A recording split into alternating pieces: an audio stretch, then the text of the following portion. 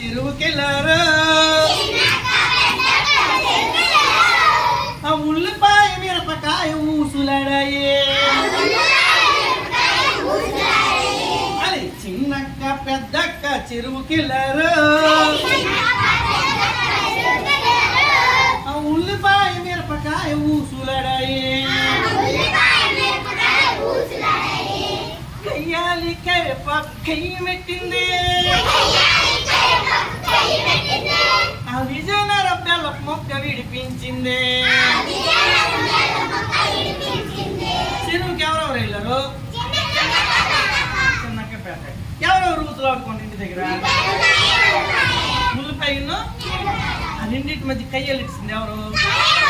అలా మీరు కరివేపాకుల కయ్యలు ఎట్టకండి పెడతారే.